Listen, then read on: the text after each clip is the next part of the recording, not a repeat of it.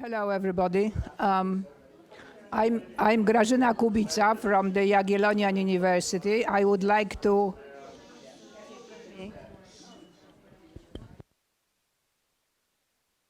It will be better. I'm Grażyna Kubica from the Jagiellonian University. I have a pleasure to chair this session. And this session's title is Homemaking in Displacement among Ukrainians and in Poland and Canada after February 2022. Collective Memories, Historical Narratives, Transnational Heritage, a tentative research agenda.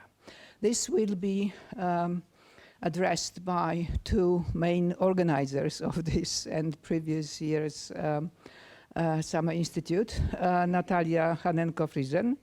She's an oral historian and cultural anthropologist, currently serving as the director of the Canadian Institute of Ukrainian Studies and Huculak Chair in Ukrainian Culture and Ethnography, both in the Faculty of Arts, University of Alberta.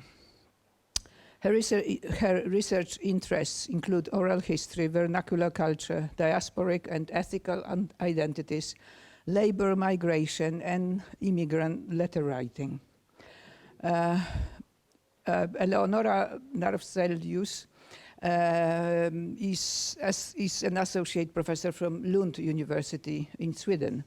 Her research interests comprise Ukrainian memory culture, narrative analysis, ethnicity, and nationalism. In the course of her academic career, she has participated in several international research projects focusing on urban environment, memory cultures, and cultural heritage of East Central European borderlands. I think that they are really experts in the field, and I'm really eager to listen to the presentation. Floor is yours. Thank you very much.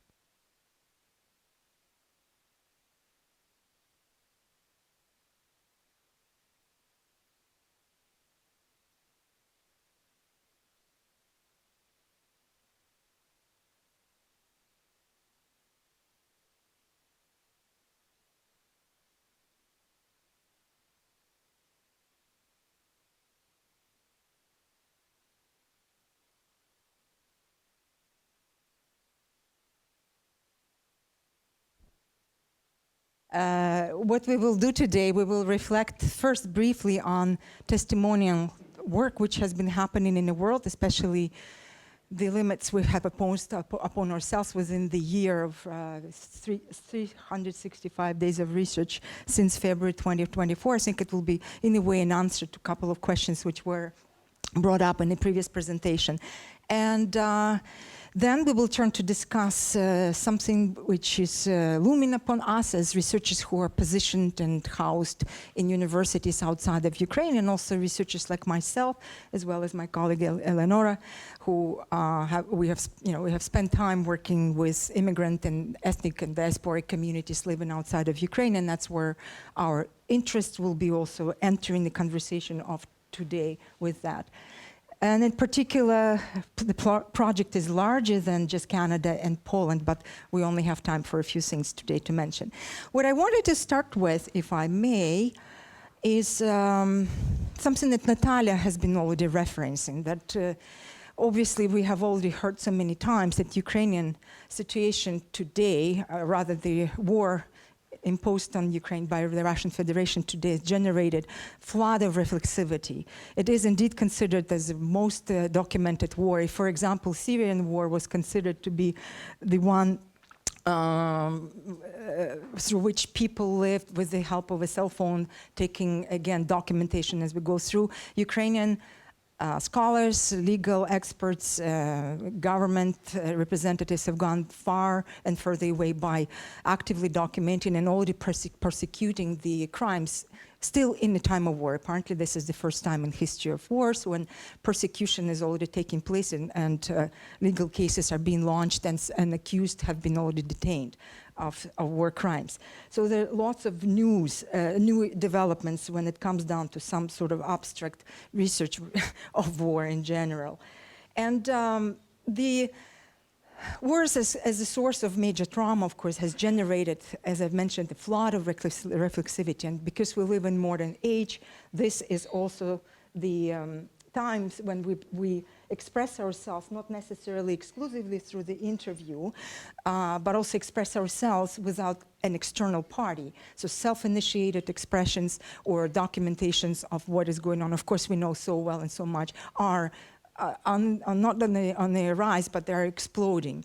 And I'm very happy to hear, Natalia, you were mentioning that you are already collecting written documentations of, not documentations, but witness accounts, which are coming as self-generated, self-expressed to the center of urban history in Lviv. But of course, it's not just the calls for submissions that generate that type of reflexivity, but also people just do it, right? The TikTok generation and so on and so forth. There's so much goes on. We've heard stories on media how soldiers simply document their daily environments to share with their sons and families back in their homes, and that also is becoming a base for documentary work, filmmaking, and we will have an opportunity to listen to one of the established journalists, I think it will be tomorrow, maybe on Thursday, who will reflect maybe on that work as well. And the other part of the other domain of that, ongoing, unfolding cultural, if you wish, phenomena of reflecting on these experiences is certainly the one led by the external party. We ourselves as scholars, we have journalists in our room, we're public historians, we have playwrights, we have filmmakers who have done fantastic share of this work to bring the message outside of the audiences, internal audiences of ours. And ultimately, so that particular era or period of time in which we live in places upon us as researchers and documentalists, of course, a lot of responsibility to capture, to document of that cultural expression. A lot of this is happening outside of oral history or outside of journalist work, and we know it's unstoppable phenomena of its own, so hopefully something will stay in history when archivists will join the documentalists. I also wanted just to briefly point out, and we did speak about that, and so many of us are experts in oral history in this room, and so many of us have already reflected on that necessity to capture and grasp that flood of information. And this particular high speed of cultural production, if you wish, is something we can't yet come to terms with ourselves as scholars, especially ourselves placed in academic contexts where we're required, for example, to go through the ethical review and approval, and it takes, in my case, 3-4 months. I think, Eleonora, in your case, it has been also long. So we were very much slowed down by the university bureaucracy. So I personally am thankful for creative individuals who are with us in the room, journalists who are not burdened by those responsibilities, and yet who are ethical and know how to handle challenges of talking to live people under the stress and trauma and do it excellently and produce fantastic work in a speedy manner in comparison to us academics. So thank you for doing all that work. So before we will talk about a particular project, I thought I will share with you the findings, I hope my slides work, the findings of a particular project which we engaged in. And since we've hosted our last summer's institute, so quite a few of you, I think, or some of you have joined us last summer. You remember that our focus back then was very different. It was an initiative organized on the principle of rapid response. So we've teamed up. We've spent a couple of months, no more, I think, to host an event last summer in July. And we brought in very many experts from outside of Ukrainian studies, if you wish, those who have done work in Africa or in Bosnia and Herzegovina and other places around the world where wars have taken place and where expertise have been built on the basis of research elsewhere. Sadly, a year later, we were very much hoping to be out of that, context of war, and we don't really need foreign experts, right? Well, Ukraine does not need potentially that much external expertise because so much of internal expertise was developed. Anyhow, coming back to our own preoccupation in this institute, personal testimony-focused research, what has been done, what has been possible to find online. So what I've done with the help of our very capable Anna Olenenko, where are you, Anna Olenenko, in the room? She's the one to, behind the scenes here, she's outside. We have spent some time based on what was presented last summer in this institute and based also on all kinds of applications we've been receiving to select only a few people to attend this event, and also based on our research outside of these parameters, we have established and found out some particular projects which focused on the interview, and they're not necessarily oral history based or only journalist work, but were selected to only on the principle that they are publicly announced or known to us as researchers, or they have been advertised on websites, and they are indeed based on the principle of collecting personal testimony of evidence. So around the world, we found out there are 108 projects which have been positioned as active, and they've started during the year in 2022 after 24, and they were on the go still, or were finished, or still continued at the end of that year. Oral history, journalist-led documentation of personal accounts, video documentations, diaries, digital chronicle, blogs, vlogs, something that involved the work of self-expression. And 65 of those projects, in fact, were very much focused exactly on the evidence and testimony gathered by means of interview, whatever those projects were, small, large scale. Citations were brought up of some of these particular initiatives. Some of them are quite, well, many of them are well known. Many of them are, in fact, so prolific that they boast of having 69,000 or so, 62,000 in this case, but it would be higher right now by Voices of Peaceful, Голоси Мирних, Akhmetov's project DocuDay, Dobra Volya Foundation, where's our Dobra Volya? Shooting us, yes. Sprung to action immediately in the war. And projects which Natalia was referencing were also benefiting from external funding, and I would mention the Human Sciences of Vienna, which gives plenty of grants in case you're curious where to locate, well, where to find funding.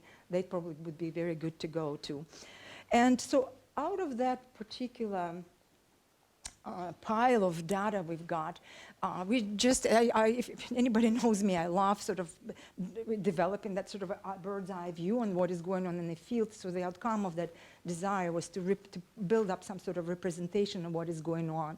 And we've come up with a few of these, charts to just simply get a sense of how that field of testimonial work is being now pursued in the world. So again, we've looked first and above all at projects which are publicly announced. Obviously, we've missed plenty. Maybe you have started yours without being able to put a web page on or share the story of your research with your colleagues in an academic media or elsewhere. So we've missed you for that period, so we can fix that. But for now, those are the countries which were able to identify, solid determination to do systemic work along the lines. And many, of course, as you can see, were done in Ukraine. There were some questions about international collaborative projects, which are very hard to map because they're collaborative and they're multi-country based and so on and so forth. About 9% of those projects are part of international collaboration that didn't get colored. And this is a bit of a map for us in case we wanted to see the map. And interestingly, as soon as, of course, you count or you use visuals to help you to understand the state of affairs in the world, they do communicate certain things. For example, when I piled up that particular a map with Anna's help, and we were looking at that, we really immediately realized that Southern Europe, for example, doesn't seem to be as broadly featured as Northern and Central Europe when it comes to running projects, advertising them, making sure they are known and promoted, and in fact, working on them very intensely and effectively. So some things, maps are, they open your eyes on something when it does. We have seen projects coming up also in some different cities. They're a bit listed there. Just for your interest, of course, you probably could tell me that your city is missed, which is, for me, it's a good news, means we can add more information to that pile of data. And why we're not moving forward? Or we are moving forward? Why is it not? Oh, yeah, thank you. It's not on my screen, so how do I? Just like that. Okay, let's see. As you probably, and it's just simply blown up of what's going on in Europe in particular, so Czech Republic, France, Germany, Poland, Netherlands, UK, Sweden, Ukraine, obviously, and a couple of other places out there. We started looking also based on the database, which I'll get you an access to the database, which is accessible, publicly available online as well. And why is it map is coming up again? Based on this, based on that particular table and database we've been working on, we had the chance to look across Ukraine where projects are based. Again, it's relative. We understand stats are a bit of always an art of translation and interpretation. But again, you can see the capitals in bigger cities, Lviv, Kyiv, Kharkiv in this case were featured more because by the default there.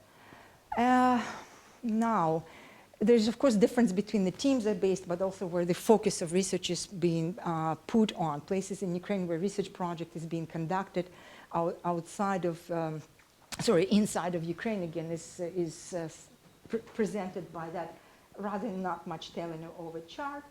But Ukraine-based projects, for example, also have done work elsewhere, and that's ultimately what is of interest to me, is that people who are working and based and running projects in Ukraine actually have focus on places elsewhere when it comes down to. An important question, of course, for us was to look at, speaking, metadata and other parameters of research when it comes to measuring these sort of broad, scholarly and cultural pursuits altogether. So what is that being researched? How is the data being broken down? These are already somewhat amalgamated characteristics, because in reality we have many more subcategories to that. But you can clearly see some larger chunks. For example, displaced persons constitute about 20 or 19% of that target group of research. Volunteers is presented in as a large category. Those who are under occupation, they're all bundled here and under all categories, but there's also under occupation significant chunk work. Some folks are focusing researchers on children only, on military people, but also there are projects on people with disability, for example, which is interesting too for us to find out, women and front lines and so on and so forth. There's definitely a breakdown, interesting breakdown. But if you move outside of Ukraine and you will look into the pursuits of that kind of scholarship and research, not necessarily scholarly research, but documentation, documentary efforts, you can see there's somewhat of a variety as well. So these are the countries, and Poland is very well represented, obviously. Canada, maybe, well, I know it's a bit of a biased case because I'm from Canada. I've been really keeping an eye on what's going on in the country there. But also European countries are obviously are represented, and I'm sure by now the situation may have changed, but this is exactly the 365 days of research as documented on those slides. Now, coming back to the target research groups in the eyes of foreign research teams, what are they focusing on? Displaced persons come to a largest, again, part of the situation, but also women, youth, hosts, as you see, of course, as it normally expected in the foreign context, or sort of in the context outside of Ukraine, if there is a project emerging which is focusing on the effects of the war and how it gets spilled into the country, obviously the host become an important intellectual territory, to, so to speak, to document and to explore how the hosting countries handling the refugee crisis of Ukrainians. Scholars, teachers, and obviously we were unable to classify it also. There's this all categories, meaning not we were unable to classify. Some projects are sort of trying to account for everything, and they're actually quite a large chunk of those projects. I think ultimately, I just wanted to share with you, somewhat in response to those questions which began to emerge, that there are some efforts in documenting, at least developing some understanding of what is going on around the world have been done. They are ongoing, and I do need Anna, but at the end of this presentation, I will share with you the website where this data is publicly located, and where we also have a Google form in case you want to add your project. Svetlana, I see you nodding, please do so. I know you have phenomenal work, you've already published an article, so we invite you all to join this data. Well, tell us about your work so we can add it to the pile. I'm going to pass on the mic to my dear colleague, Eleonora, who actually will focus on the topic of a presentation for a change. Yeah. Yes, thank you very much, Natalia. Well, This is a this is a very ambitious task indeed, to try to chart some conceptual fields or some conceptual domains where we can start thinking about future, as Natalia brilliantly remind us about. We should think about future. We should think about future not only for those Ukrainians who are in Ukraine, for those displaced Ukrainians outside Ukraine, all over the world. We should think about displaced academics and foreign academics that has been part of diaspora, Ukrainian diaspora like we. I think it would be a nice description for, well, short one at least, for what we are doing and how we can position ourselves. So we are Ukrainian academics in diaspora, in Canadian diaspora, in Swedish diaspora. And somehow for us, from our perspective, what happened, well, since 2014, I mean, well, the aggression of Russia against Ukraine. This started, of course, some kind of intellectual process of like comprehending what it is about, how it could happen, how we can approach the things. If you think that we are in absolutely, well, unique situation of stumpness, that we cannot find the words because we are so, well, our generation is unique, or we are so stupid, or we are so traumatized that we cannot find the words. So think twice, because this example I show quite often to my students when we talk about discourse analysis, methodologies of discourse analysis. This is, I think, a brilliant example of stumpness of a person who witnesses the things. He cannot find the words because everything is very fresh, because everything is so horrible. He cannot understand what he's seeing. And, well, the quote is, "The things I saw beg a description. The visual evidence and the verbal testimony of starvation, cruelty and bestiality were so overpowering. I made the visit deliberately in order to be in a position to give first-hand evidence of these things. In the future, this develops a tendency to charge this allegation to propaganda." The author of this quote is General Dwight Eisenhower, who witnessed the things at the concentration camp Ohrdruf. It was the first concentration camp that was liberated by Americans, and somehow for what he saw, it was like it just paralyzed probably his ability to express what he's seeing. It was the things, and the kind of, for me, it's a very eloquent that he uses the things to not even once but twice. It's a situation of absolute confusion and dumbness, and I think it was our situation as academics, as creative people, as intellectuals, well, as reflective citizens, about like what are we going to do about it, about these things, well, step by step, somehow, well, as the first confusion laid down, I think we started to try to employ something that Paul Willis called practical interpretative methodology, which means that you collect kind of some suitable concepts and you bounce these concepts into some material. And then, as Paul Willis expresses it, something sticks and something falls out. Then you take something that falls out, you put it, kind of bounce it again into your material. Something sticks again, something bounces out. And step by step, in a kind of, so to speak, like hermeneutic process, you figure out that these concepts create a kind of intellectual space for you to talk about the things.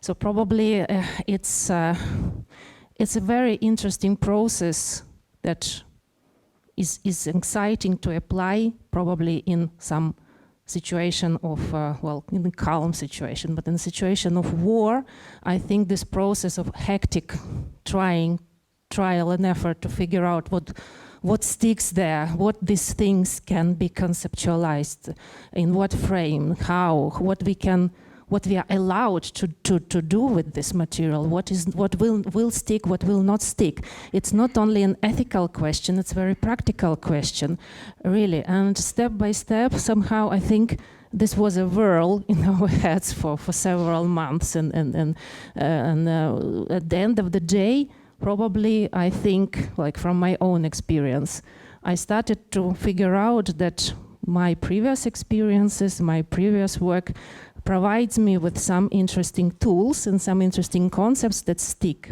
kind of, they do not bounce out. And one of those concepts was homemaking, or home in displacement. And I think, well, it makes sense to talk a little bit more about why we should use this homemaking and why we should try to apply this framework to the material that is already gathered in the field. And we will hear more about this material later, about the interviews, expressions, films. Well, the thing is that homemaking opens two conceptual tracks for us, I think. One of these tracks leads us still to the idea that we should try to figure out this question of talking about things. It's a quest of ordinary language, ordinary narratives that both provide insight and strike a chord. Home is one of those big concepts, is one of those kind of linguistic devices that is a kind of enormous meaning-making machine. It provides us with connotation. It opens avenues of thinking about so many things, about motherland like homeland, about home as a very kind of very daily, mundane situations, home as a kind of like national level. We are at home here. And also probably homes in displacement, which many Ukrainians since, well, the full-scale aggression experience full-scale. And well, this idea of language, finding language, it has several interesting dimensions. And I think I was excited by this idea of Papadopoulos in one of his latest books about homemaking of migrants, that migrant language is both rationalization and enigma. And this is something I think many of you can subscribe under. When you hear someone tells you about well, experiences of the flight, experiences of homemaking in displacement, probably experiences of previous home, you think immediately, I do not understand, probably from my position, or I do not understand everything. Something is enigma. Of course, these people try to rationalize, they try to tell in a very comprehensive language what's going on. But at the same time, this kind of enigma is still in the back head, and for us also it's kind of well, something that is at the background all the time.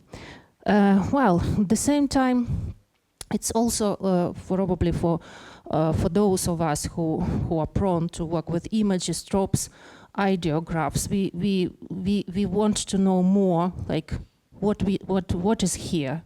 What sticks up in bigger proportions, what disappears, what expressive languages we see in also in our interviews and in creative works, of course.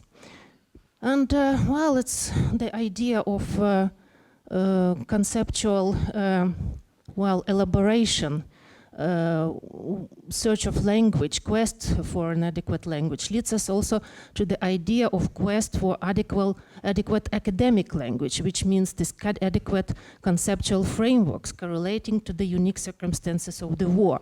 And it seems to me like already now we start to realize that many layers of language use, many discursive layers, do not fit. They bounce out already from the things.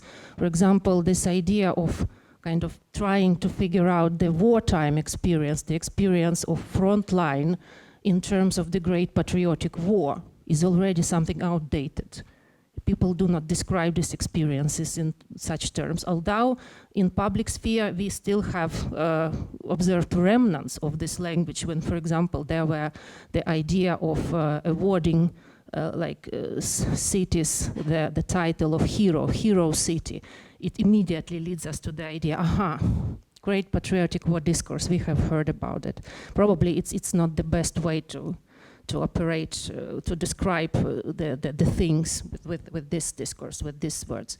And also in Europe, we see also another tendency, probably in Canada as well, in the US, the idea that there is already a kind of very elaborated research language and media language about how to describe, migrant crisis, like for them and for us who are living in these countries. It's quite obvious that there's still this idea that we are dealing with just another migration crisis. There have been 2015, and this was a kind of our formative experience. What's happening now, it's more or less like the second wave of 2015. So there is no, in many cases, one figures out that the consciousness of uniqueness of what is going now is absent in media, also in academic circles in many cases, because we have this framework of talking of just another migrant crisis. And by the way, what is interesting, like from my own observations, when I started to look through what is available in the field of migrant studies. Who is migrant? How migrant is usually described, especially refugee. Kind of in many cases, people, when they think migrant, in Sweden, for example, it's immediately kind of equation, refugee. Migrants are usually people who are pitiful, exotic, kind of people without some characteristics. Well, some definite characteristics, they are just exotic. And what is also very striking, these are people without history, without the past. So somehow when migrations are studied, migrants are studied, usually the academic research studies on the period of flight and the period of what's going on, like in the new land, in the new home. But usually what preceded the flight, it's kind of terra incognita.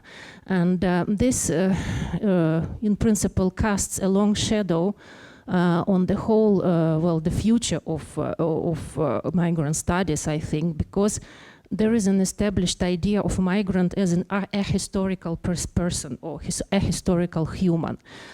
This is the figure that is pitiful.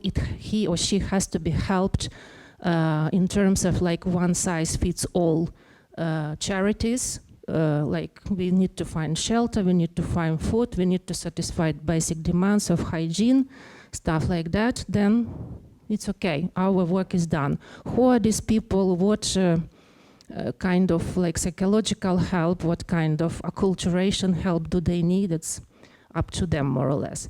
So the thing is really sometimes is striking, like this absence of knowledge of the previous historical context of, for example, who are Ukrainians? What are their specific features?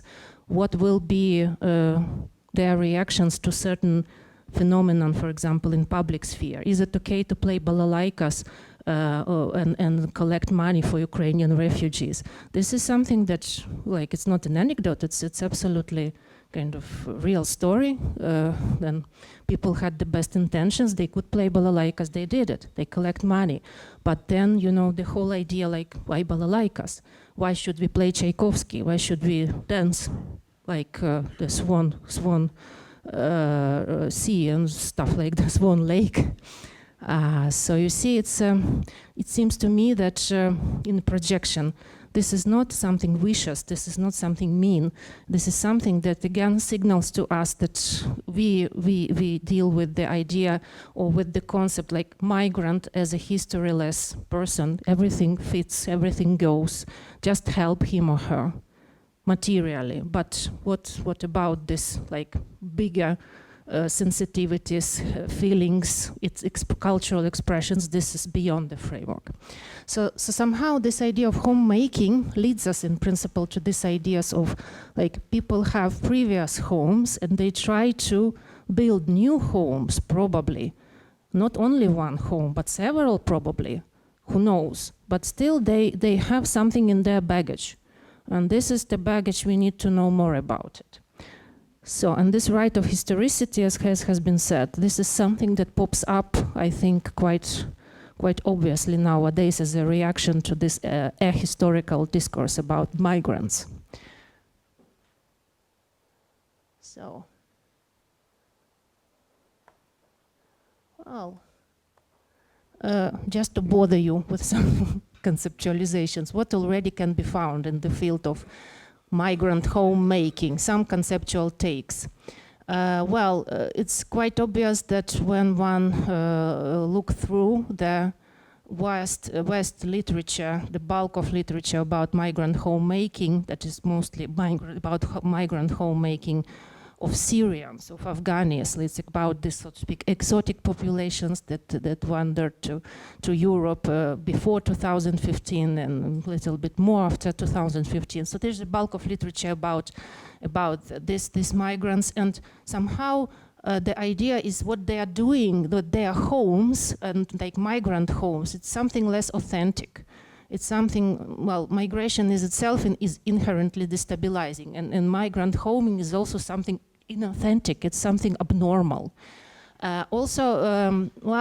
What this homemaking leads us to, like intellectually, I think, we need to recognize that when we talk about homemaking, migrant homemaking, we have an interesting kind of hybrid, intellectual hybrid. We need to talk about feelings and emotions, but on the other hand, we need to talk about concrete spaces and places.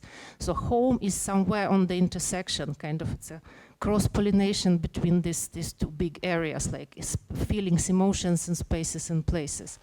Then we also, of course, like as academics, we need to think about the intellectual mode of thinking about migrant homemaking, because migrant homemaking is not about adversity only. It's not about desperation only. It's about something that makes unhomely places to homely. It's a kind of positive transformation. People build homes, and this is something already has like kind of interesting potential in itself.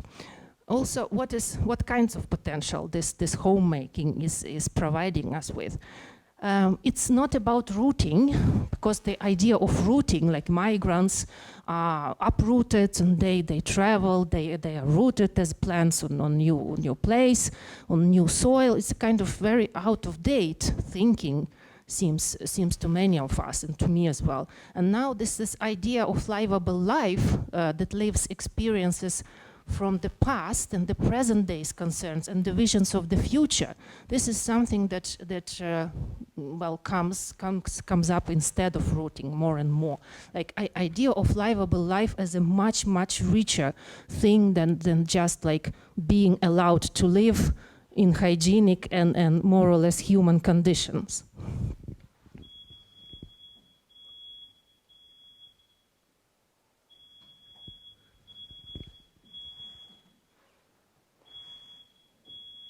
Okay, hopefully we will not be asked to leave the premise. So, also something that is interesting, I think, for us researchers to think about. There already exist very interesting conceptualizations of migrant homemaking and kind of what is home in general. So I personally picked up two conceptualizations. One of them is this one about home, and home by Brun and Fabos, and quite a famous one. In order to study home, in order to try to figure out these ways of approaching home, migrant home, you need to work on different layers. One of those layers are obviously banal life, like home from little letter home.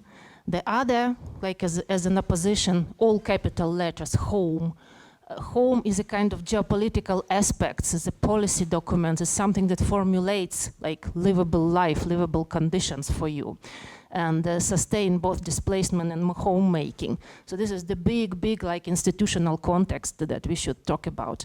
Then we have something in between that is, I think, for me, is absolutely crucial and something that is extremely interesting to look at. It's home as values, traditions, memories, and subjective feelings of home. This is something that quite often is missed between the two, between the institutional aspect and between the banal aspect. Well, the idea of home as haven and home as heaven. This is something I think that I will illustrate a little bit later with some excerpts from our focus groups. The idea of home as haven. Well, home is a kind of double-edged concept or even multi-directional concept. But analytically, one might say like home as heaven is about, well, creating a space that is about safety, security, comfort, coziness. There one wants to be with family, with closest people. It's a place of intimacy, relaxation, and seclusion. On the other hand, for some people, maybe for some generations, it's the idea of home as heaven that is much more attractive. It's about own home that is wealthy, that is pleasurable, can be shown, can be enjoyed. It's a place of individual freedom. It's a place of satisfaction, self-realization. It's a space of feast and excitement. So somehow, and there is not that big contradiction between them two, because at the end of the day, kind of one has to be happy in home. Both concepts kind of allow to be happy and to live a livable life. Well. When it comes to homemaking among Ukrainians in displacement, what we can do about it? So somehow, well, it's just again tentative, suggestions. Migrant home is a node in time and space where both individual and collective pasts on the move are interwoven and sedimented. So it can be confusing, but also this type of home that is so multifaceted and where many layers are sedimented, it's something that has its own historicity. It allows you to revisit your own historicity. It's about really the past that is sedimented in your family story, in your personal, individual story, in your collective story, like local, national, transnational, if you want. So somehow one is not an unaffected, disinterested, disempowered subject, but is a catalyst and doer. And I will also, try to show you later in the interviews that unlike the common presupposition, like a kind of common idea that migrant is a deprived person that does not think about such big things as history, like the past, people think about this and think a lot. Home as a cliché and an inventive language highlighting stiffness of politically determined courses of integration. I think this is something that is interesting in the context of Europe, European reception of refugees, Ukrainian refugees. This is something that I think I personally have observed in Sweden, this discourse of integration as a very political, very top-down in many cases process. At the same time, home is a counterpart and a kind of continuation maybe, or more productive continuation of this idea of integration. Also, what deserves also our attention as oral historians, I think this is the idea of memorable biographic past.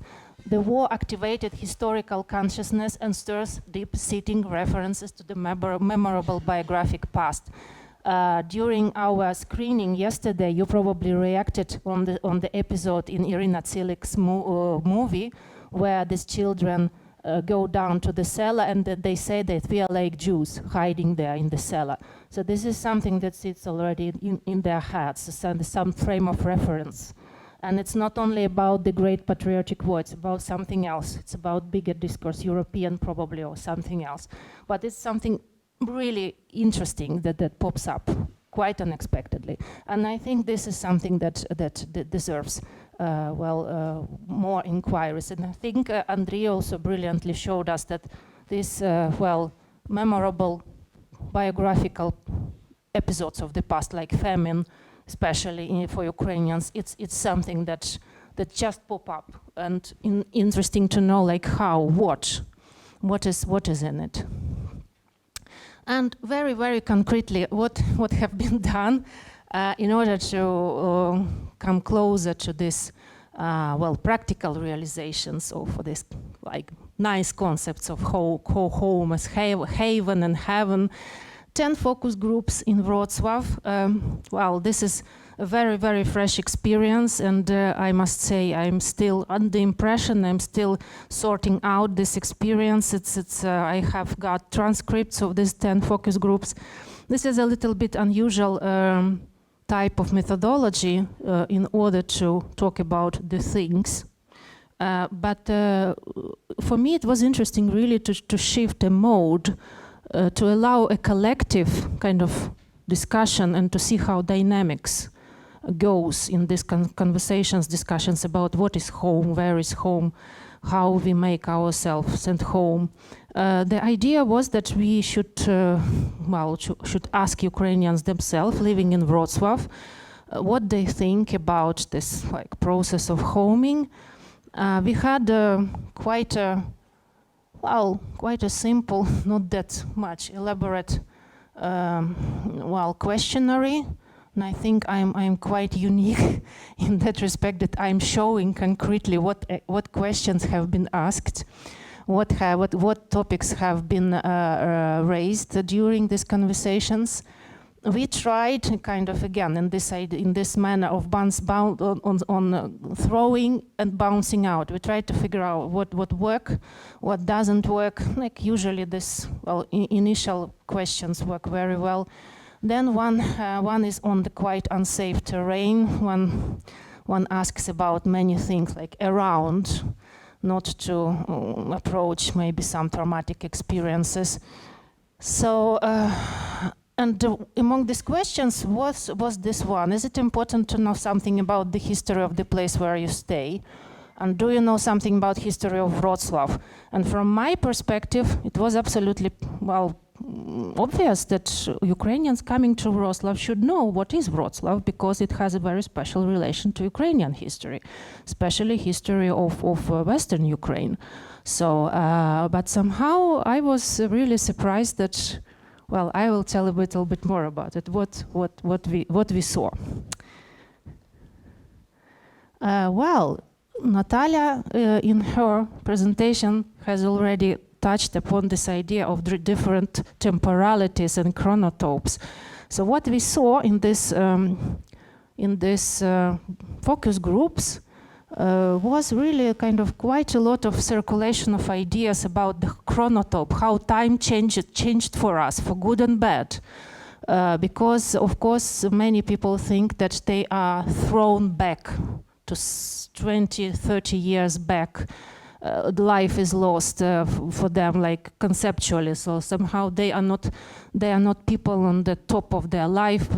They lost. They are back in their like deprived younger years when no one needs to accumulate still. Some were talking about being pulled with the roots from the space, and some were thinking about going back to the 90s as a kind of very dramatic, notorious period. And then at the end of the day, in fact, some people were also quite, look and see. They had this look and see attitude. Okay, I'm thrown 20 years back, but okay, then I should act as a younger person. Kind of, it opens an opportunity kind of to be more mobilized, to activate yourself. So this is also very interesting, especially for women. Now I'm crazy, I'm 20 years back, I'm young, I can do many things. But also, of course, something that has been already noticed many times. People are stuck in their present, that they cannot plan. They absolutely clear that about this aspect. We cannot plan in more than 2 weeks. So somehow it's very difficult to plan. so somehow, well, it's this time aspect that still, I think it says volumes about this these mental changes within the people, how they think about their lives. What else have we figured out? Well, it's just a kind of very, very sketchy, overview of what we could see on the first glimpse on the material. Well, quite in line with the literature about migrants and migrant homes, we have figured out, or we have heard many stories about how abnormal you are here. Kind of, you are people that are strange here, that therefore you should not be visible, you should not be kind of hearable. You should be very, very neutral. Kind of, you are migrants.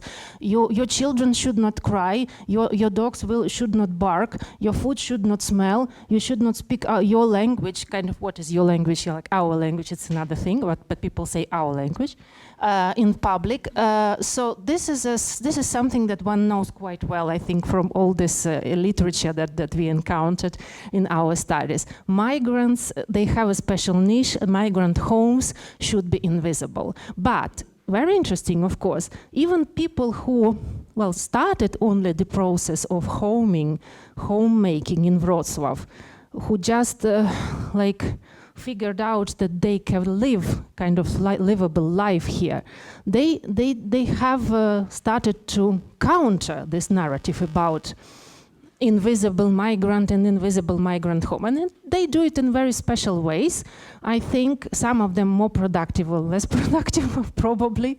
And very interesting to hear about fantasies of cultural imposition and appropriation in Wrocław.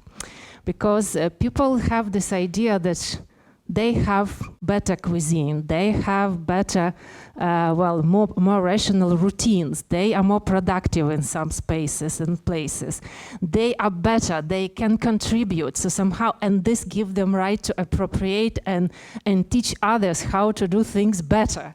So this was quite an interesting reaction. I will show how to make things better.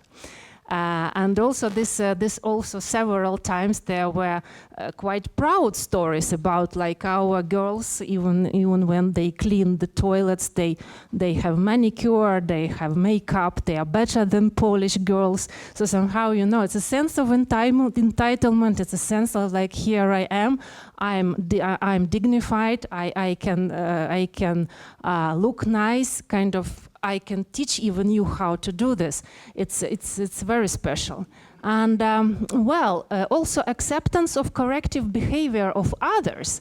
It's something that it was a little bit surprising, really, because usually we hear the stories that when someone says something negative for you, like do not do like that, the first reaction is aggression. Like people can really be aggressive in that situation. Like they can counter verbally or physically. But in this case, I think we were talking with younger people, and they said that okay, we were approached by some drunken youngsters, and they said to us speak Polish.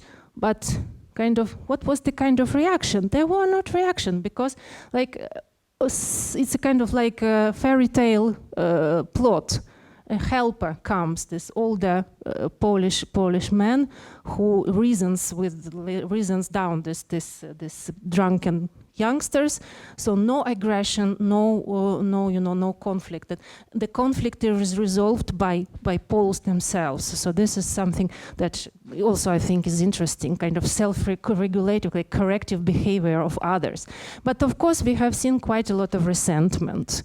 If we are we should not be visible, we should not be somewhere, we should be fly on the wall, and people do not understand. And of course they express their very negative feelings that I'm better than they, and they still look at us as Ostarbeiters, as Zarobician or something like that. So this resentment of course is there. there is quite a lot of xenophobia, or talks about xenophobia, of course. We should not like stick, on the carpet with it, because, but what this xenophobia discourse is about? Social aspects, because many stories are about, like, you Ukrainians, you are rich people, why did you come here? This is something that many of our respondents experienced, like you do not look like exotic, very poor, very persons in adversity. You look like even better than we. Why are we here? On the sense of rapid dramatic change, this is something that comes from Ukrainian community itself, especially for those who have been living in Wrocław a little bit longer, kind of like home. Their process of homemaking is more or less established, and they say like, okay, so. Now I understand that there are so many Ukrainians, and Poles do not have the better attitude towards them. There are too many. I myself, I understand that like I understand this change in the public opinion. We are too many, and it's also kind of local type of probably xenophobia.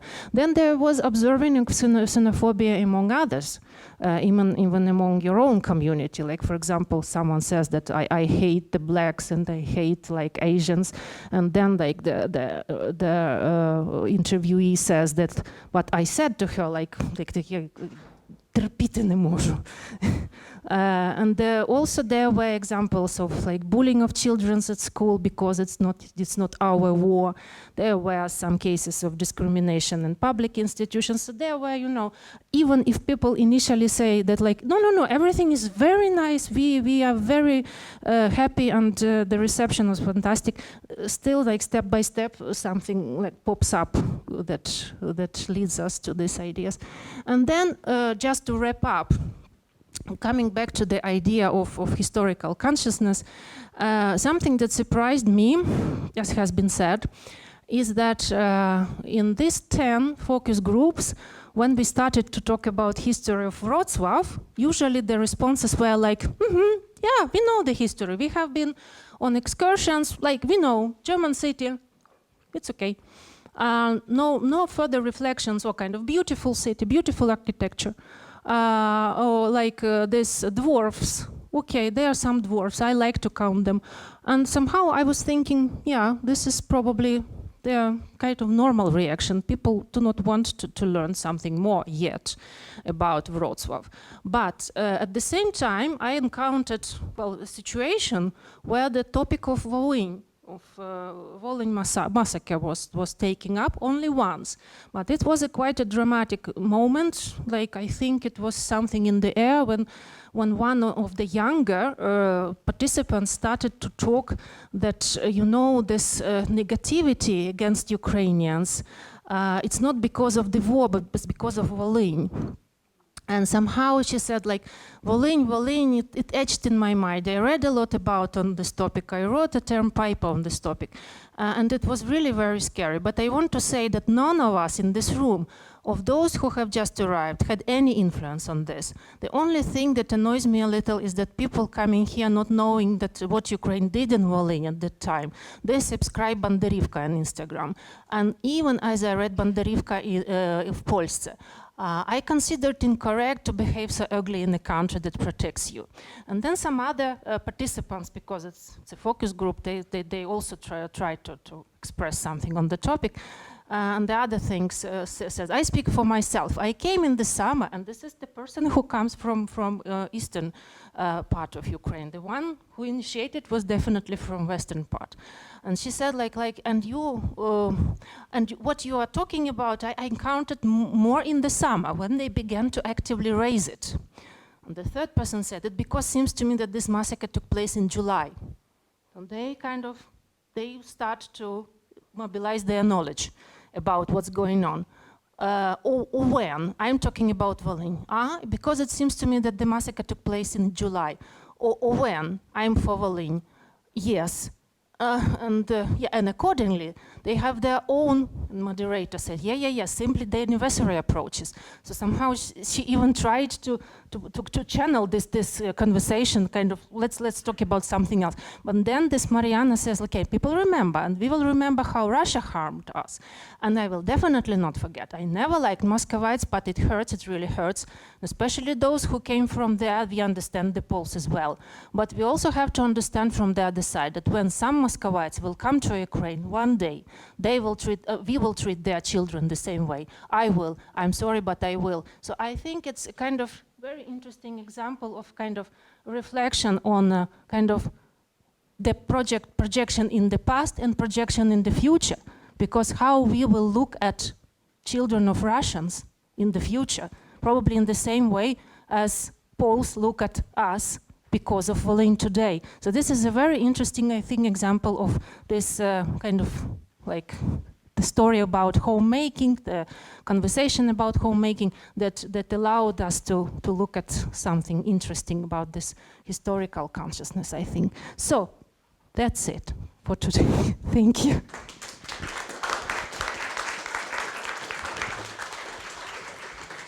I'm sorry to say this is not it. Because I have to continue. I hope it's okay. I will take a few more minutes, right? So we were moving on to Canada. But thank you, Ella, so much for contextualizing, yes, and giving us this important theoretical underpinning and framing the work in the discourse of scholarship and positioning research vis-a-vis other experiences also in the world. I will briefly revisit, or rather visit with you a case of Canada and how we are coming into this particular research as well now from the overseas, literally overseas, being in Canada. I wanted to start maybe what, we have it on the side. I wanted to start with the very important point for all of us that we always need to remember, recognize the differences in context.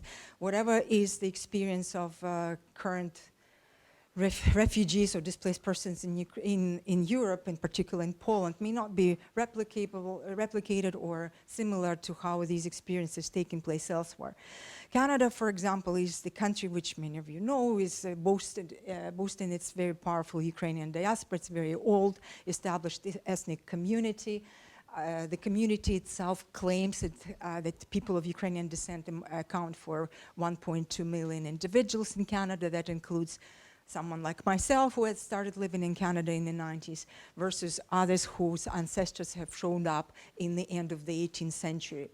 And that also is the country, or rather the minority, Ukrainian minority, where calculations go back to the origins of Ukrainian presence in Canada, to those times when the first migrants arrived, and then generations began to be counted in accordance to this point zero of immigration, and much pride is attached exactly to the high number of generations one is of. So if someone is of 7th generation Ukrainian Canadian, people would, oh yeah, that means your ancestors have been the founders of our community, so to speak. The presence of Ukrainians have been boosted by several immigration waves. The first one has taken place between 1891 and ended before the World War I. It attracted 170,000 people. There was a very substantial influx of Eastern European immigrants who were actually considered non-whites at the time, but nonetheless settled predominantly on the prairies where the farmers have broke the land and ultimately built the frontier, Canadian frontier, but also therefore participated as Ukrainian Canadians imagine themselves profoundly participated in the national building project of Canada. And then subsequent waves have arrived, one between the wars in the 20th century, the third one after the war, the so-called Ukrainian displaced persons whose experience is important to compare nowadays to the ongoing experience of resulting from this particular war. And in particular, post-1991, is 30 years or so of Ukrainian independence, also attracted a number of individuals. And recently, I've led the project, which finally has come up with official statistics. Now we know that in Canada, close to 70,000 people have come officially to live in Canada after the post-independence times. Everything has changed, of course, in 2022. And everything has changed, but nonetheless, my point is that the receiving grounds, the social context to which the spilling wave of current Ukrainian displaced persons and finally arriving is very different. It's receptive, it's part of the society which itself prides on being built by immigrant culture. And frankly, we will see when we'll begin analyzing our data later on with Eleonora how there are differences in perception, reception, and understanding of the role of an immigrant to the mainstream society. Also wanted to point out the fact that, which is fascinating, if you ever visit Canada, you will notice and experience it as a visitor or tourist, the Ukrainian Canadian has been mainstreamized. It's, you know, if you understand how flamenco is being an attractive part of a pastime, people sign up for flamenco dances. Same happens with Ukrainian dancing in Canada. People just sign up because it's popular pastime.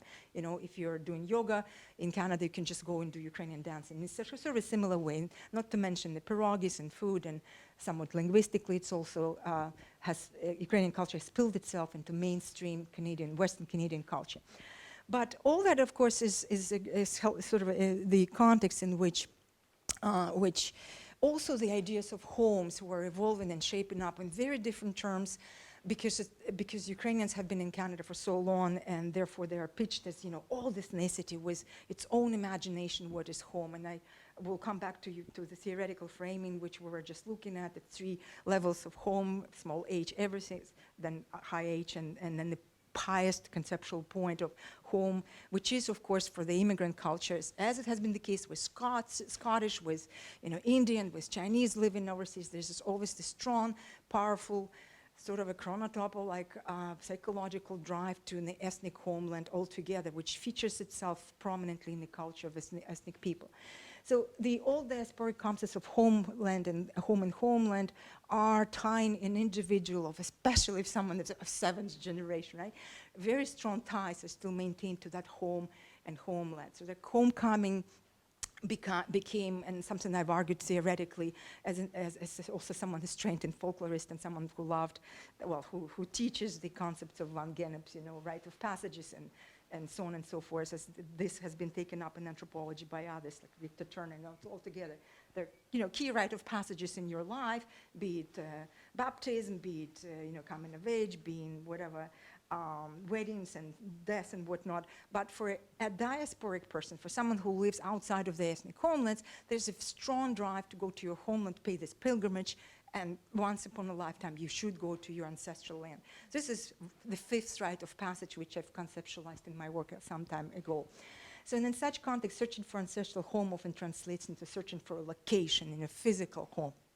Graves, cemeteries are absolutely important. So geography, what I'm seeing, even in all the contexts, is really a strong feature.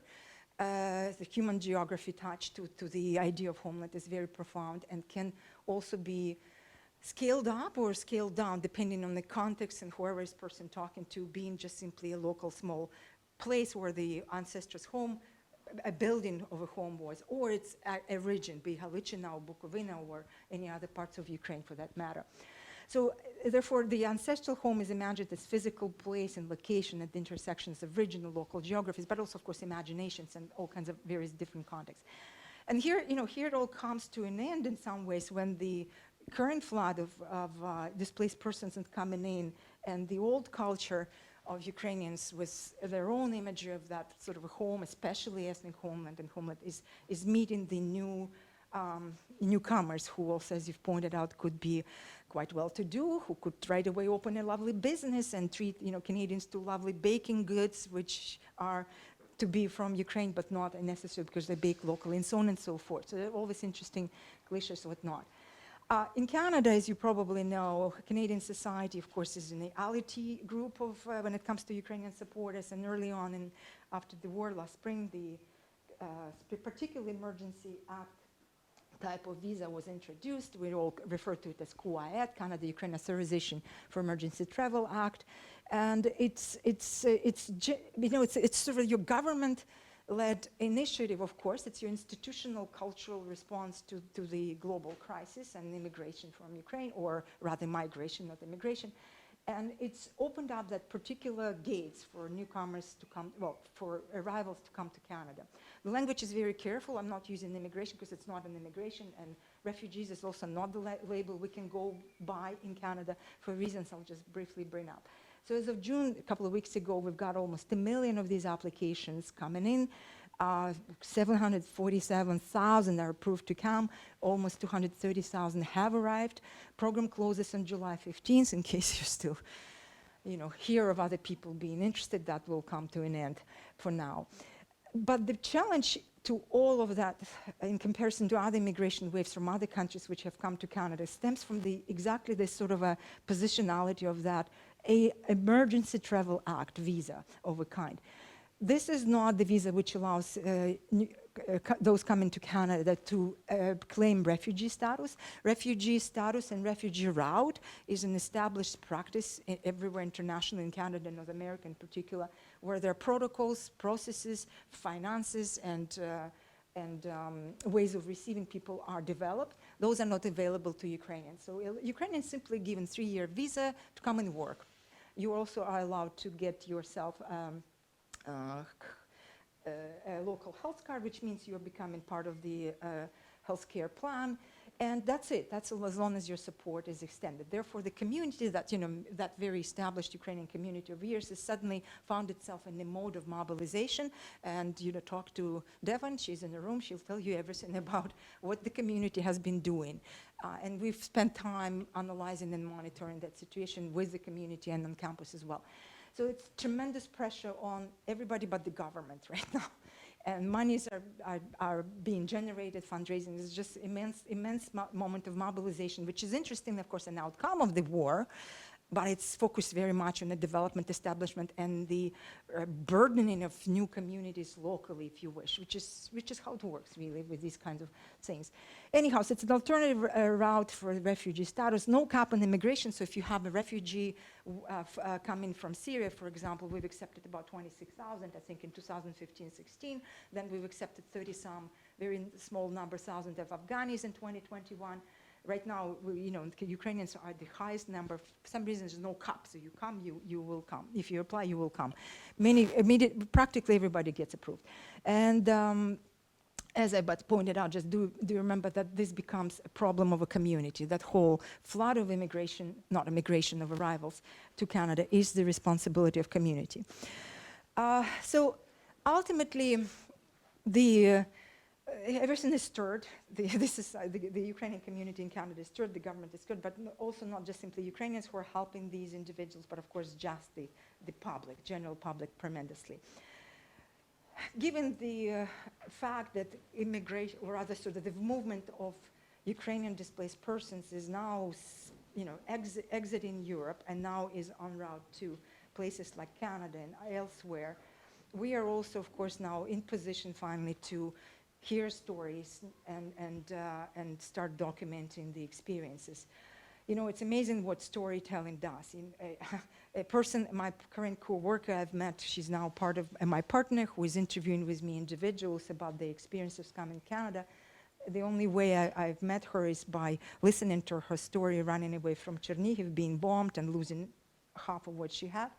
And that was her way of introducing her to people. Wherever I will go with her to a room, first thing she will do, she'll spend 10 minutes describing that experience. What I'm bringing up here, not just simply her desire to share her experiences, but the very fact there are certain stories that have to be pushed out and shared, even before you meet people and introduce each other by name. That's not the first case when it happened to me in Canada. So those stories which are being missed right now, from Melitopol, from elsewhere, they are now coming up, and we're now having access to those as well. Mariupol, I meant to say. So we started also documenting the experiences of our newcomers. And frankly, one of the, Ella and I have been working on that idea in the project for a while, but there's also an interesting dimension to the way I felt like it would be very important for us to pitch the project exactly along those lines, because if you are working with people with trauma, tremendous trauma, are you really going to right away say, I'm going to document your trauma, please tell me about your day? Natalia, again, you brought up that, and I'm sure we will hear more about that during the Institute. So somehow, in the context of that importance of the idea of a home and how the wave of arrivees have sort of conscientiously was focusing on coming to Canada, by the time people have come to Canada, they have most of them have come with an understanding from what I've already heard, is that most likely we will stay. So there's already a determination. It's a whatever leg in a journey, right? First it's Poland or Moldova from those running away. Then it's some other country, maybe Germany, and then it's Canada. So it's finally, when we're looking for that end, is there an end to a narrative? So by talking to people, individuals, they are very much open to the idea, okay, I will start rebuilding that place of mine here. So this has opened us an opportunity to focus on that aspect of experiences. Of course, as soon as we sit down talking, we hear everything, including stories about being bombed, running away, and so on and so forth. So those are the kind of a couple of questions we've been asking ourselves to proceed with the project. Like Ella, we have collaborated a little bit on the questions. I have just simply thrown a few slides to just simply share with you how we are asking and going about that. I'd like to point out that in our case, because I love sitting down one-on-one as individuals, so the format of traditional life story, oral history interview is my favorite way of working with individuals, mostly because I'm very focused on exploring and documenting subjective experiences overall, whatever I'm doing.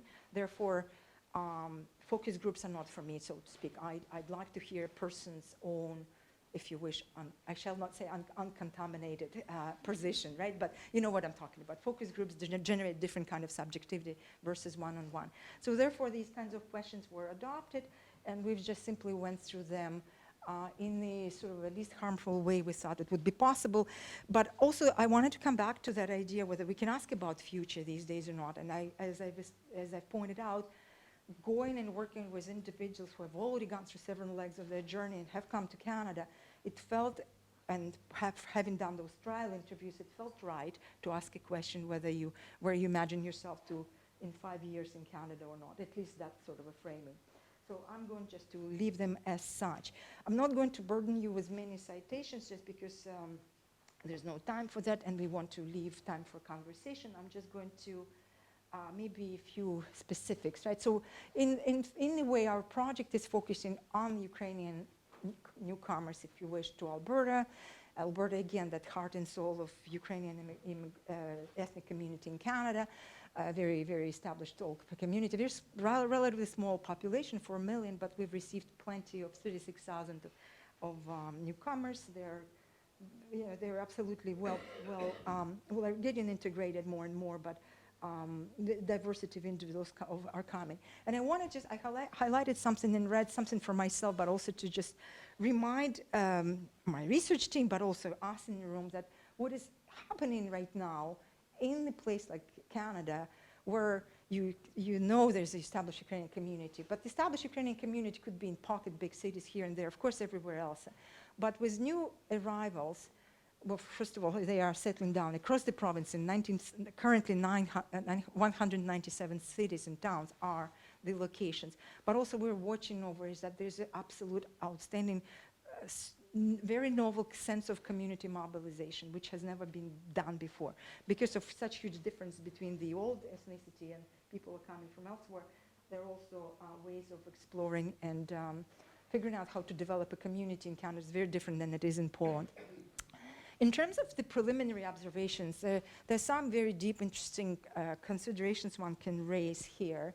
But again, I am somehow, maybe because I'm biased by my first degrees in geography, but I do find the strong correlation between geography, but specifically what I'm talking about, this vast ocean, which people once upon a time used to cross over in big boats and ships, in the end of the 19th century. Now, of course, you hop on a plane and 8 hours later you're landing. But that sort of a physical distance is immensely imposing on individuals who probably were who were in Europe first, trying to imagine living elsewhere. So that sort of geographic distance from Ukraine is reflected also in the narrative distancing as well. And this is something to be further elaborated on. I'm not going to dwell on it, what exactly I mean, but definitely there's a different level of reflectivity here and different ways of verbalizing the experiences of home back then and now in Canada, I felt.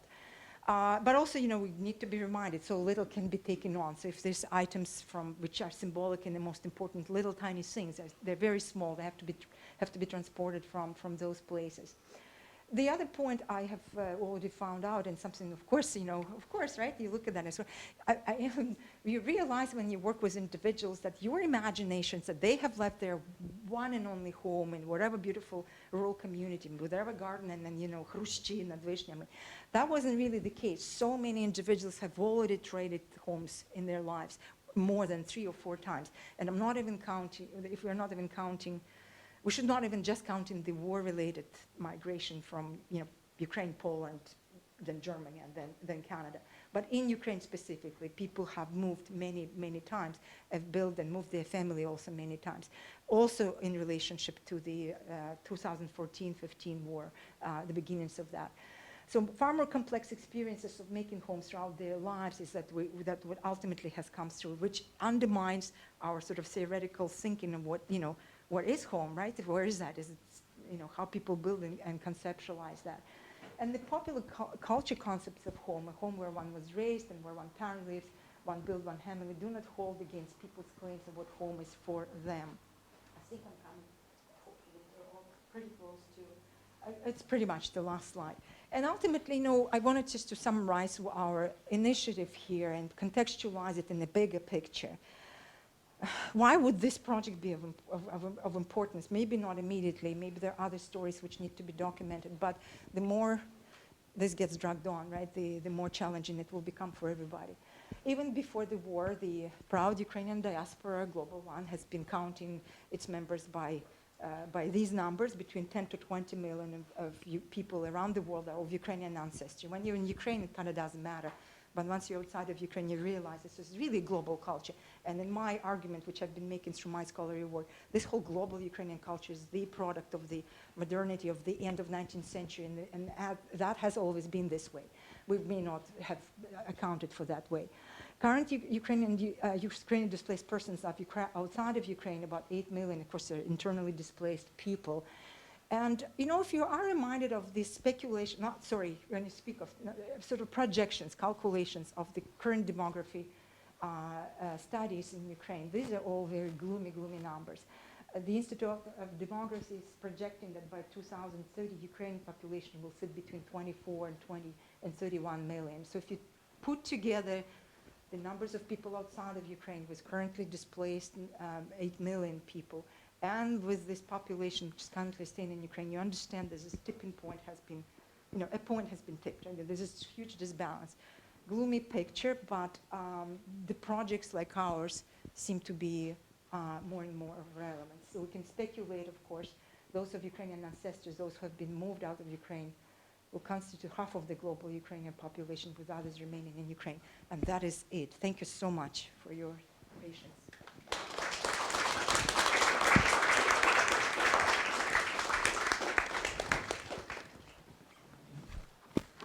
We are opening discussion. Please raise your hand. Oh, here.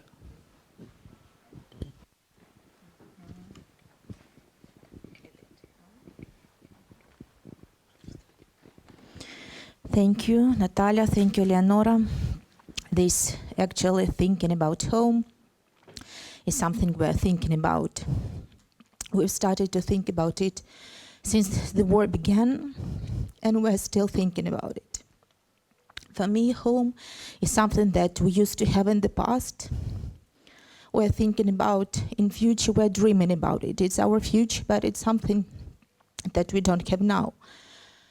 And I was trying to recollect my feelings from the beginning of war and to make a chain, like everything that I felt when I thought about home.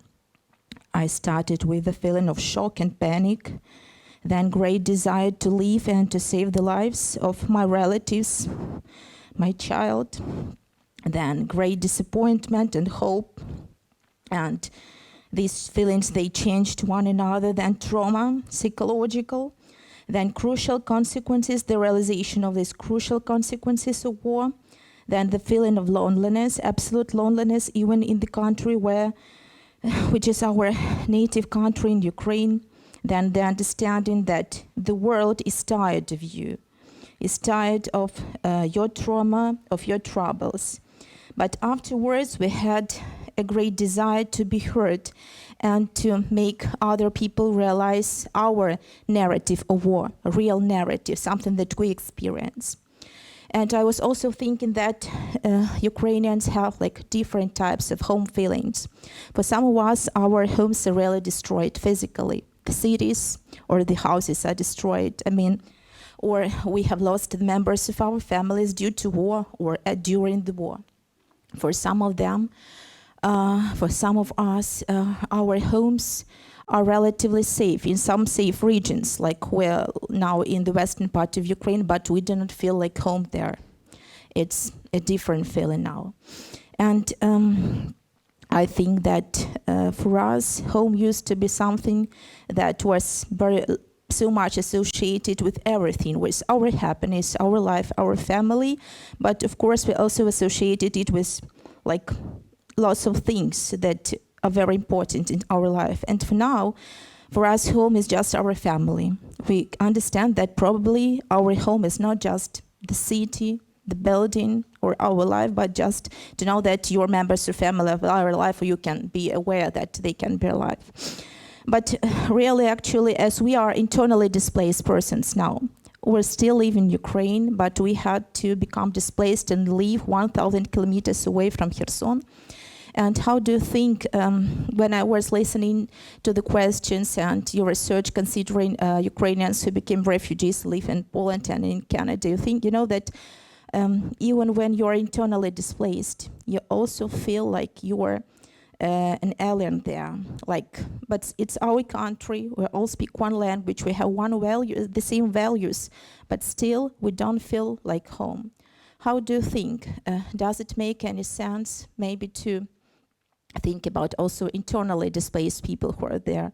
Because we also had to face different obstacles and to overcome different challenges that was also very difficult for us, considering our psychological condition. And as you know, we're from Kherson. Now this feeling of home, and it changes so much. We had a great dream to come back very soon, and we still have this dream, but this feeling of home, it's like vanishes. Every minute it becomes like as it doesn't exist. Thank you.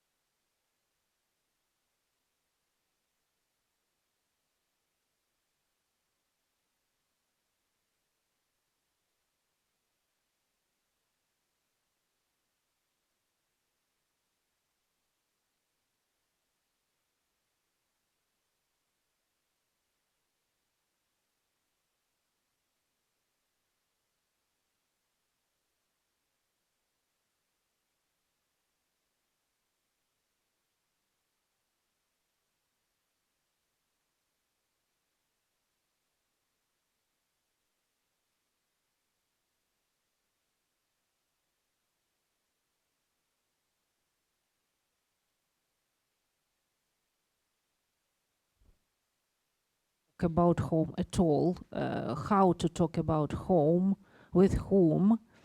So in the case of Wrocław, well, we were quite open about the topic of the conversation. We invited people who wanted to talk about, which of course was not guarantee from very emotional, splashes during this focus groups. Yes, we had many feelings, like people also cried and people were in distress, but somehow what I noticed while these conversations about home, like on in different layers, in different respects, somehow are more stabilizing for many than destabilizing, because when home is still a kind of sort of node that you try to sort out and draw your dissociated ideas, feelings, and time layers too. It's a node of assemblage, let us say like that. So somehow for many people who really were in time of distress, like thinking about home probably was the first step about like imagine your future at the end of the day, because you cannot just live in this with the sense like I have no future, because this situation of like I cannot plan 2 weeks ahead, this is something that at the end of the day it will devour you. It will affect physical health and mental health. So somehow it's probably these conversations about home.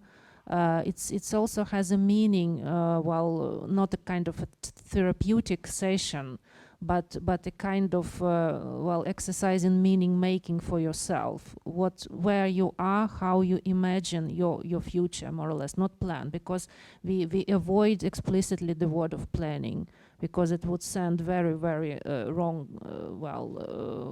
connotations.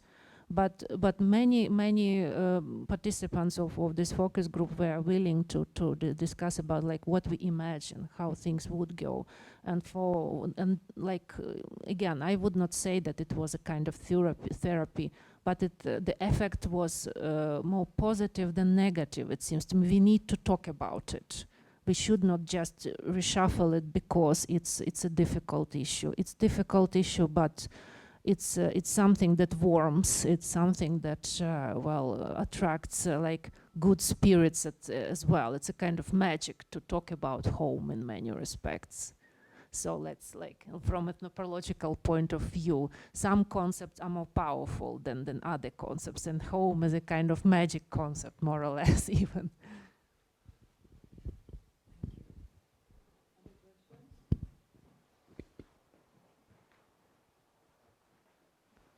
Thank you very much for the wonderful talk you gave. I have a few points I would like to ask you about. The first question I have, I also work with displaced Ukrainians, and you made a very valid point that we don't have a conceptual apparatus to talk about displaced Ukrainians, because we even don't have a right term for displaced Ukrainians, right? Whether we talk about IDPs inside of Ukraine, we're gonna have this like legal term and it's accepted widely. While outside of Ukraine, legally, Ukrainians are not refugees, but public discourse is putting Ukrainians in this frame of refugees, this exemplary victim, and like UN agencies are talking about Ukrainian refugees. Everybody is talking about Ukrainian refugees. And in my research, I have a question that I ask Ukrainians in Poland. I ask them, how do you identify yourself? I mean, there are many ethical questions about these particular questions that I ask, but the majority of people answer, we feel homeless. So some people answer, we feel like tourists without money, but the majority of people say, like, they make a point about this homelessness, absence of home. So I think it's very on point that you're making research centered around the concept of home.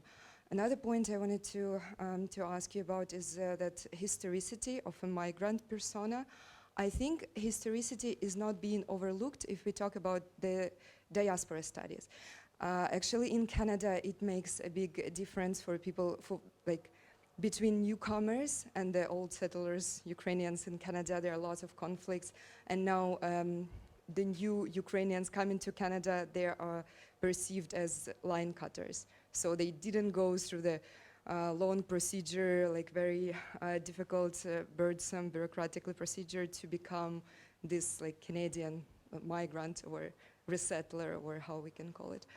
And so, yeah, I wanted to ask you, how do you think, what concept we can use while talking about displaced Ukrainians, and also about like historicity of migrant identity in the diaspora? What do you think about that? Thank you.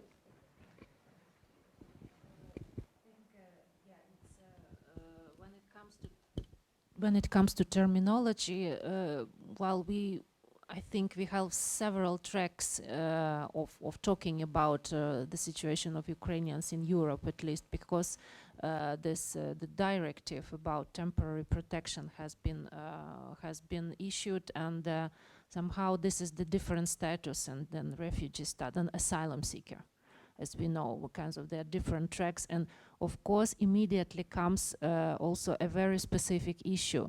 If this is a person who is under humanitarian protection, and this is the person who does not seek for asylum, like what's the, in what bubble, like you are, who are you, what's your position? Because you are here temporarily, you are supposed to leave the country as soon as possible, well, when the war ends, and there will be more or less safely to come back. And this is of course the biggest desire of many people to come back.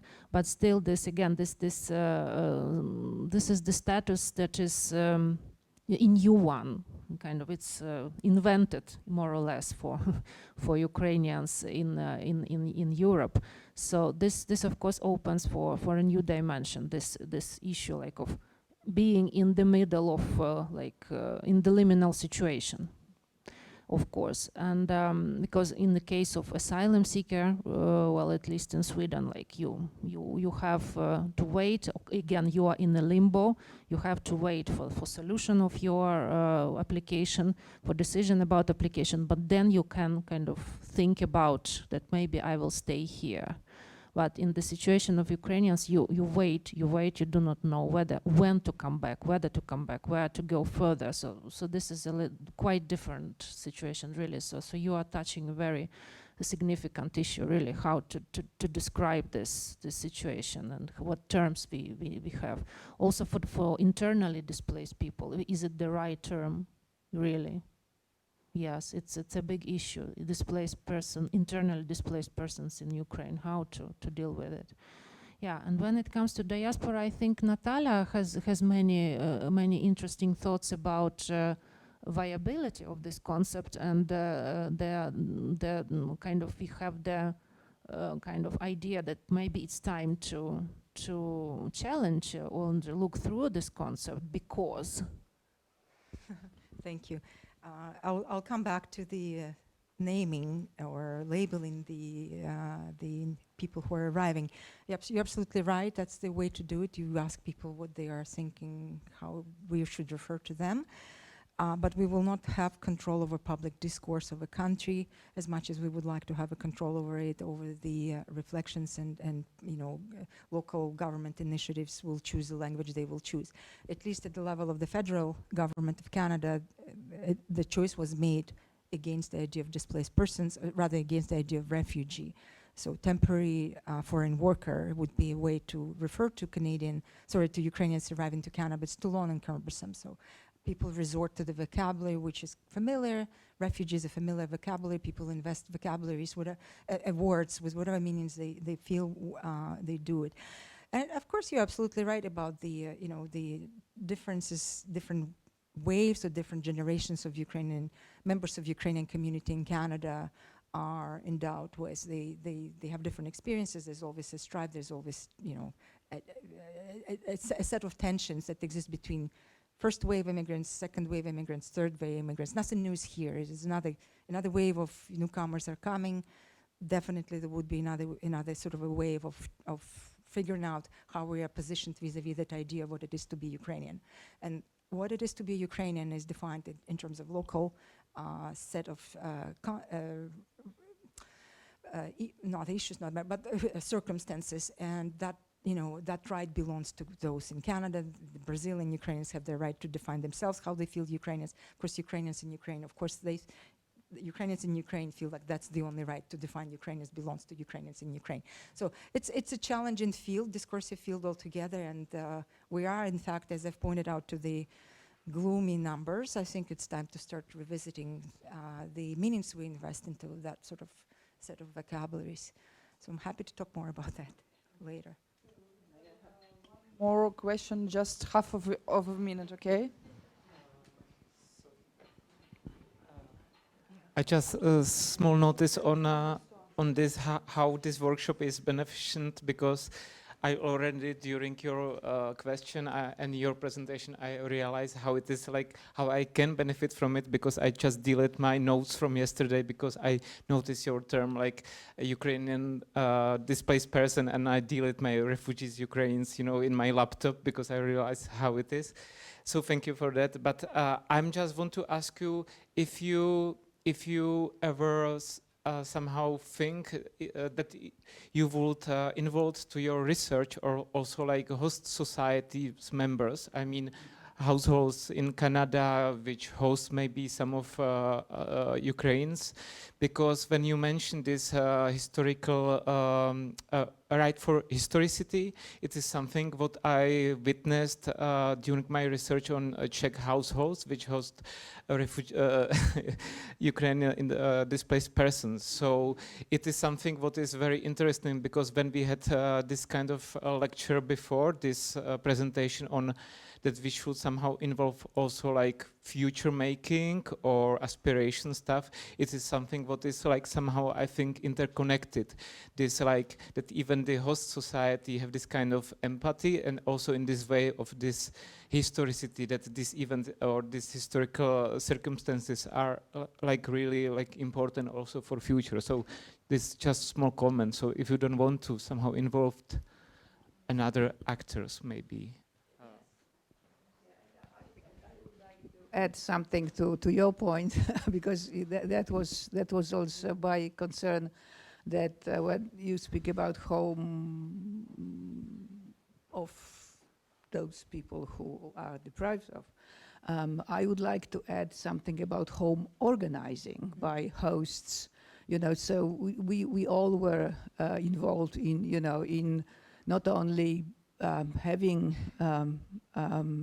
people at our homes, but also organizing, you know, persuading some friends of ours to let their empty flats to to people who are in need and so on. So I think this network of people who try to at least to give this material nest, you know, for those who are homeless, you know, this is also quite a topic.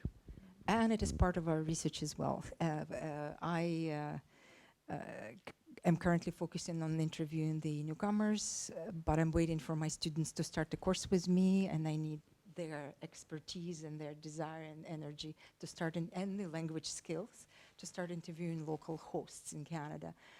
My interviewees, and I'm sure that was the case in Wrocław, have been absolutely smitten away with how they were received in Poland. Especially Poland was featured so profoundly, and the idea of how to build a home would be very much informed by experiences being hosted by Polish families, which, according to some of your slides, you know, people were taking people off the streets, literally. The same goes in Canada as well. Just also wanted to make sure that when I say community in Canada, I do not mean just Ukrainian community, which is helping Ukrainians. In fact, it's diverse. Everybody, any Canadian who's compassionate, or not any, but Canadians are very compassionate, and they've stepped up and they've been hosting in the same way, but finding their guests over online through social media and networking with them first, and then receiving them in their homes.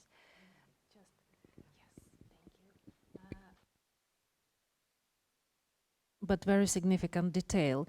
We are finding ourselves in a fantastic venue, and this venue is chosen. Really, it's not just like popped up. It was chosen deliberately because this is a historical venue that attracts much attention of the local community, and of course, when so many Ukrainian displaced persons or refugees, or how to call this, our compatriots, they start to come to Wrocław. Last year I witnessed like a huge excursion for them here in Villa Decius. They were told about history of this venue. They were told about history of Polish kings, intellectuals, writers, artists. they were shown all these fantastic pictures and rooms and architectural details and styles, and it seems to me that for them it was really a point of relaxation, but also they gain much of that in very well needed knowledge of where you are. They kind of sucked in themselves the sense of historical importance of this place, historical importance of themselves, historical importance of the of Kraków, as a place accepting them, people, we do something, we have something interesting together, we should appreciate it. And I think the sense of historicity, it opens so many boxes, in how you view others who nest you, how you view the surrounding, that is not just beautiful architecture, but history as well. And it's your history also, because Polish and Ukrainian histories are so interwoven. We have shared histories in many contexts. So somehow I think for many it was a revelation that this is something that opens new horizon. You just do not need to concentrate too much on probably very, very unpleasant personal things, but open your eyes, try to figure out where you are. It may be to relieve, and it may be something that paves the way to the future. Somehow, this connection to history of someone and own history.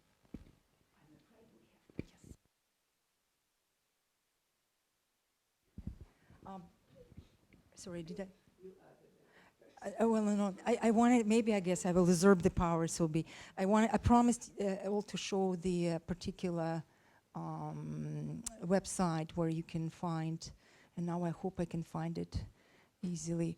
Right, we were building this database, and you can find it. Oh, how do I do that? Anna, without you, I'm homely. Okay, here we are. So you can click we can send you maybe a link. You can go on this website and you can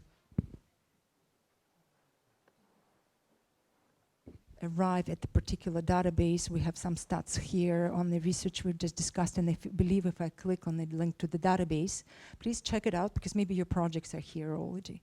And if they're not, you can share this with us later via a Google form, which is displayed there. So thank you so much. And here's now Chair, back to you. I'm closing the session, so off to the coffee. Thank you very much.